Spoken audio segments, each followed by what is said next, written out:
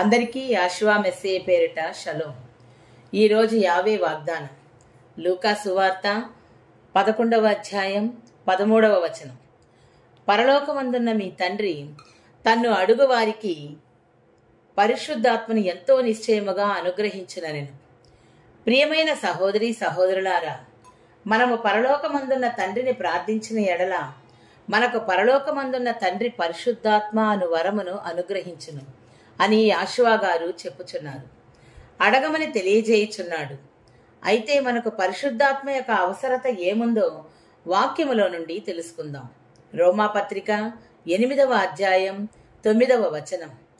ఎలోహిం ఆత్మ మీలో నివసించి ఉన్న ఎడల మీరు ఆత్మ స్వభావము గలవారే గాని శరీర స్వభావము కలవారు కారు.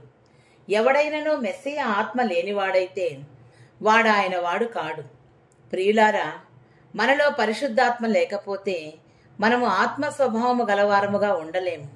మరియు పరిశుద్ధాత్మ లేకపోతే మనము మెస్సియ వారము కాము అని లేఖనము చెప్పుచున్నది. కాబట్టి యాషువా గారు చెప్పినట్టు మనము పరిశుద్ధాత్మ కొరకు ప్రార్థించాలి. అయితే పరిశుద్ధాత్మను పరలోకమందున్న తండ్రి మనకు దేని నిమిత్తం ఇస్తున్నాడో వాక్యపు వెలుగులో తెలుసుకుందాం.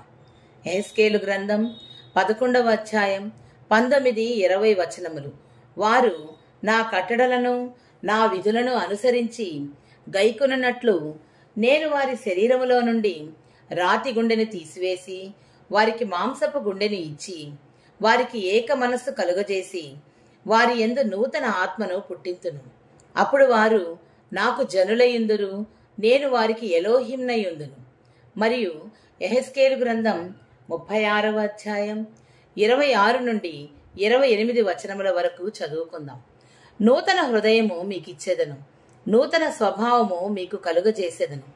రాతి గుండె మీలో నుండి తీసివేసి మాంసపు గుండెను మీకిచ్చేదను. నా ఆత్మను మీ యందుంచి నా కట్టడలను అనుసరించు వారిగాను నా విధులను గైకొను వారిగాను మిమ్మను చేసేదను.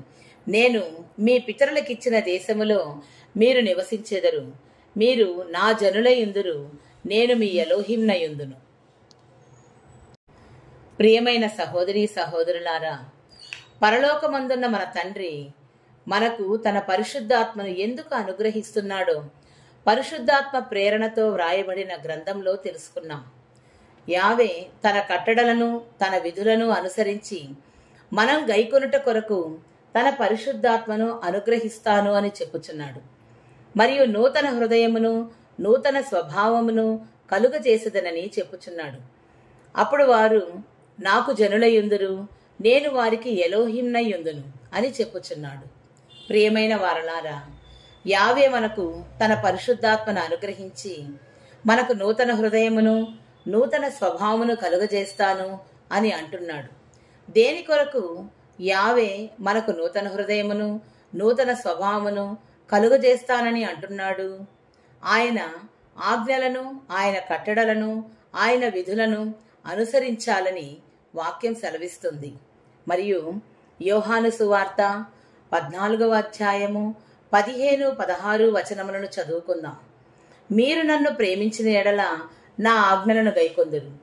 నేను తండ్రిని వేడుకొందును, మీ యొద్ద ఎల్లప్పుడూ ఉండుటకై ఆయన వేరొక ఆదరణకర్తను అనగా సత్యస్వరూపియగు ఆత్మను మీకు అనుగ్రహించును.